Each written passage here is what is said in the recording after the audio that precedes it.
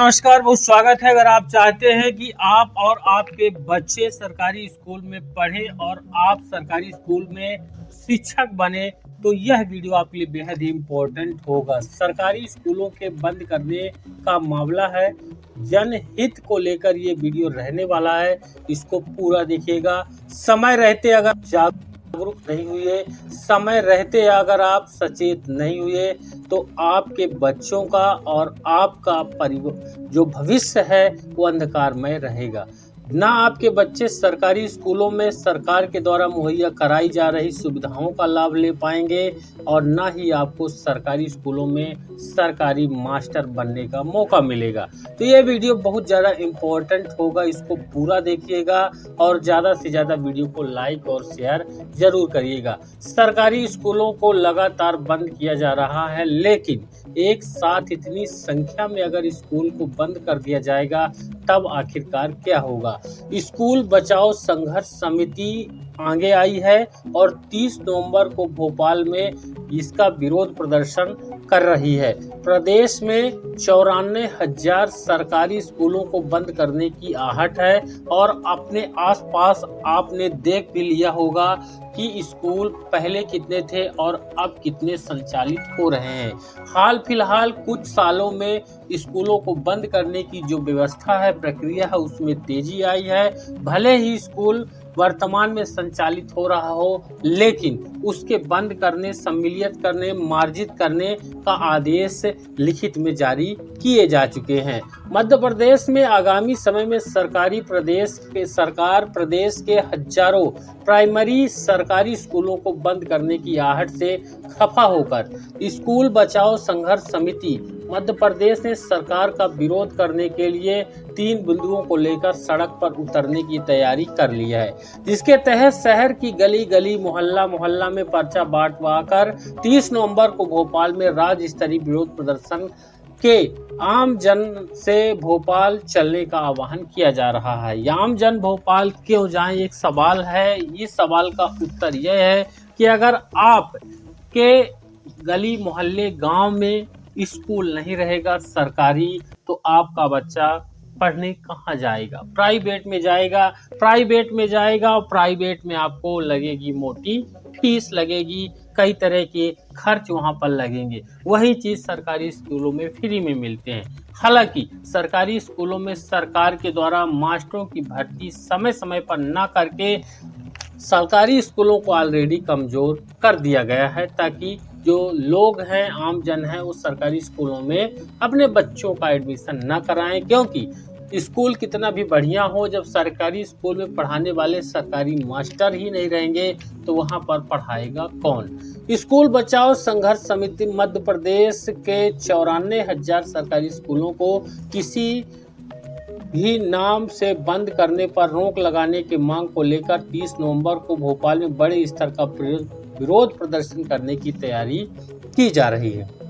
School बचाओ संघर्ष समिति द्वारा 30 नवंबर को भोपाल में जो विरोध प्रदर्शन किया जाएगा, उसमें 94,000 सरकारी स्कूलों को बंद करने की आहट के अलावा जर्जर स्थिति में संचालित स्कूल भवनों का जीर्णोद्धार करने व सभी रिक्त पदों पर स्थायी शिक्षकों की भर्ती करने की मांग को शामिल किया गया है। संघर्ष समिति के द्वारा वितरित किए जा रहे पर्चे में तर्क देते हुए उल्लेख किया गया है कि सरकार शिक्षा का निजीकरण करने की साजिश रच रही है। वर्तमान सरकार शिक्षा के मंदिर कहे जा रहे स्कूल, जो सरकारी स्कूल, उन स्कूलों को प्राइवेट हाथों में दे करके मोटा पैसा ले रही है। और प्राइवेट जब संचालित करेगा कोई ठेकेदार, तो उसके अलग नियम, अलग मास्टर, 10,000 में मास्टर रखे जाएंगे। और जो अभी आप सरकारी स्कूल के मास्टर हैं या मास्टर बनने की सोच रहे हैं, तो क्या उद्देश्य है आपका? सबसे पहले उद्देश्य आज की बढ़ती महंगाई में कि आप और आपका परिवार का पालन पोषण होगा सही तरीके से सरकारी स्कूल, सरकारी मास्टर बनने पर। अब 29,945 स्कूल बंद हो चुके हैं, ये ऑन रिकॉर्ड है।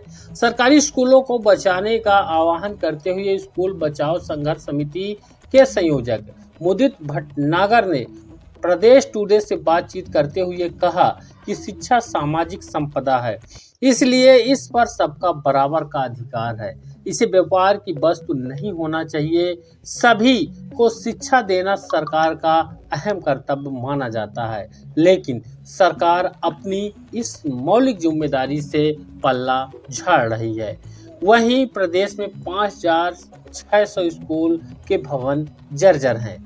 स्कूल बचाओ संघर्ष समिति के संयोजक मुदित भटनागर ने बुधवार को प्रदेश टुडे से संवाद के दौरान कहा कि राज्य के हजारों स्कूल कई वर्षों में बेहद जर्जर हालात में संचालित हो रहे हैं, जिससे बच्चों की जान पर जोखिम बना रहता है। प्रदेश के 5,600 भवनों को सरकार खुद जर्जर मानती है।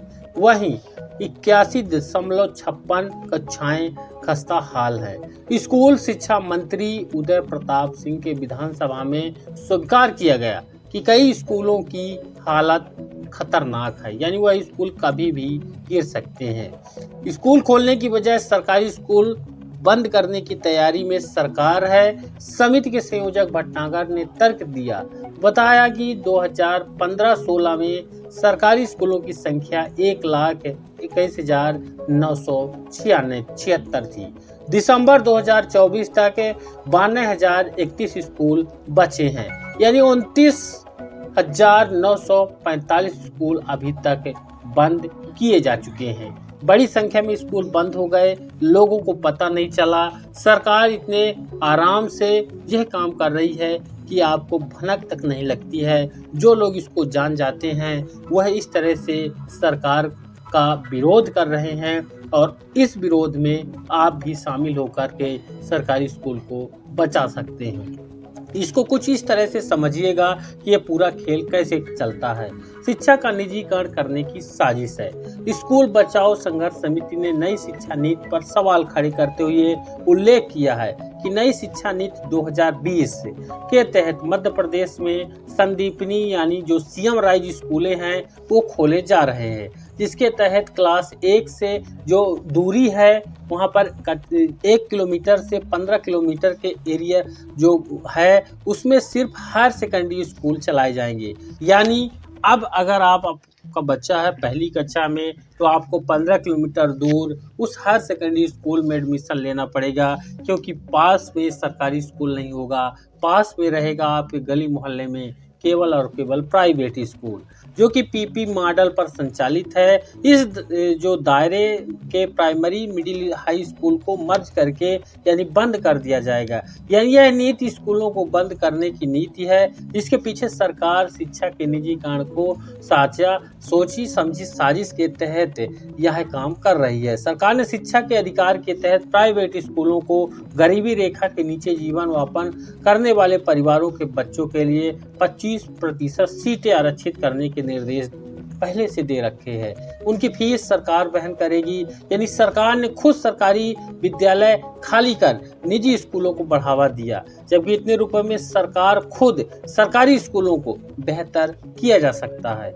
लेकिन सरकार ने शिक्षा का निजीकरण करने के लिए दूरदर्शी योजना बनाकर स्कूलों को बंद करने का काम किया। यानी ये जो RTE का जो है, जिसमें आपका बच्चा सरकारी प्राइवेट स्कूल में बिना किसी फीस के पढ़ाई कर रहा है, उसमें सरकार जो है आपके बच्चे की फीस भर रही है, जबकि वह काम वो सरकारी स्कूलों में अच्छे शिक्षकों को समय समय पर सरकारी नौकरी में रख करके कर सकती है, स्कूलों की व्यवस्था को सुधार करके उसी पैसे पर। लेकिन सरकार को केवल और केवल मतलब है यहाँ पर जो प्राइवेट टेंडर ठेकेदार हैं उनसे टेंडर के समय जो राशि मिलती है उससे। मुझे उम्मीद है आप समझ गए होंगे इस वीडियो को क्या उद्देश्य है। इसमें आप अपनी राय कमेंट में बताइएगा। वीडियो को लाइक और ज़्यादा से ज़्यादा शेयर करके चैनल पर नए हैं तो सब्सक्राइब भी जरूर कर लीजिएगा। धन्यवाद।